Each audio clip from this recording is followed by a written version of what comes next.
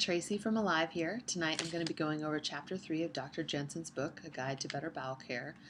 This chapter is very lengthy, and so I'm going to cut it up into two videos that covers about 40 pages, and there's lots of great information in here. It talks about different diseases of the bowel, including colitis, constipation, and a variety of others, which I'll go over incrementally. But I wanted to start off by quoting a few statistics and or facts in here that I did not know. More people are admitted to hospitals with digestive complaints than any other malady. So if you think about how many people are going into the hospital, and that digestive complaints are top rated, that's a lot. And also that 90% of all bowel disease is from modern industrialized countries. So if you start to understand that most other countries, including a study done by a Dr. Dennis Burkett, he studied Eastern African tribes that did not have any diets high in sugar, simple carbohydrates, and which also had a lot of fiber in their diet, and they had almost zero bowel disease. Whereas you take the US, and almost 90% of Americans are having some type of trouble or constipation and not going to the bathroom regularly. Now, when we think about constipation, you should think about it in terms of input and output. So if you're having 2 meals a day, you should be having 2 bowel movements a day. Even people who are having 3 to 4 bowel movements a day, if they are runny and watery, having loose bowels, that is a sign of inflammation. Is it a sign that the liver is producing too much bile because you are intaking foods that the body either perceives as toxins or there are too many toxins in the bowel? And once you eat and that digestive system gets started, it starts an inflammation chain reaction that leads you to have to run to the bathroom. So if any of those describe you, you know you've got a bowel problem. It goes on to talk about the multitude of evils that colon problems can wreak on the body. It especially highlights the lymphatic and the blood system. So if you think about our lymphatic system, we have a large amount of lymph nodes down in the groin area that are then deposited up into the chest area. You've got the thymus gland, which is kind of right in the middle of the chest. And none of that fluid is moved on its own. It takes exercise. So exercise is an important part of a lifestyle because it's the only way to move lymphatic fluid. So keep that in mind the next time you're debating whether or not to get up and go on a walk or work out.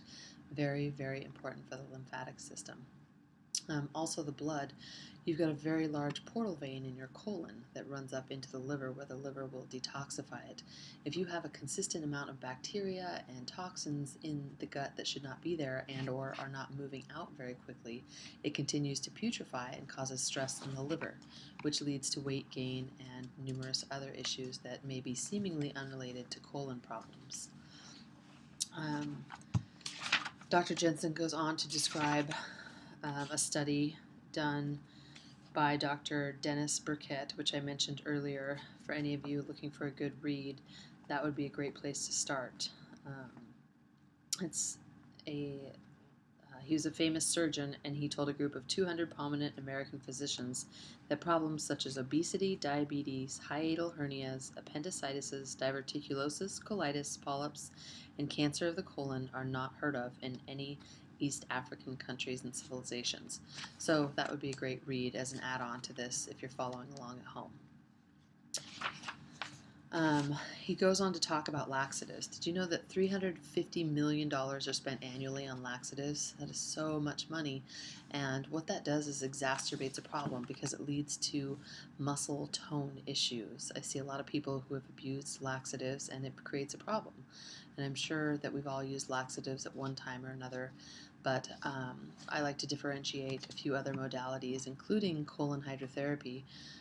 Colon hydrotherapy uses water and blood flow through the use of massage to get muscle tonality back into the bowels, not to further exacerbate the problem. So if you've had a history of laxatives, colon hydrotherapy is something that can not only replace that, but help to repair any damage that may have come to your colon through the use of laxatives over the years. Diverticular disease. Diverticulitis is when little pouches form on the colon, and your colon comes together succinctly in little muscle cages where the matter will move through and that muscle contracts. Diverticuli form when there's little pockets that form on the top of that muscle. Diverticulosis is when there's constant matter and putrefaction in those little pockets that results in thinning of the walls even further and toxins slipping into the bloodstream. That can be, very problematic insofar as you can die of sepsis. In fact, that is how John Wayne and Elvis both died. They had septic poisoning, which were the result of many poor lifestyle choices, but the actual end result in the coroner's report was sepsis, so something to keep in mind. He goes on to talk about leaky bowel syndrome, and that's just a thinning of those walls. We have very few nerve endings in the colon, and so by the time something becomes a problem and we have leaky bowel, you've lost so much muscle tone in the bowel that there is a transference of fluid in and out into the lymphatic and blood system that allows those toxins out when they should be kept together. So if you think about that in terms of a septic system in your house, if your septic system was running out over into the house through the walls, etc., think about what that would do to the structure of your house. Think about your body as your vessel, your home, and how you want to keep that in good repair and maintain it.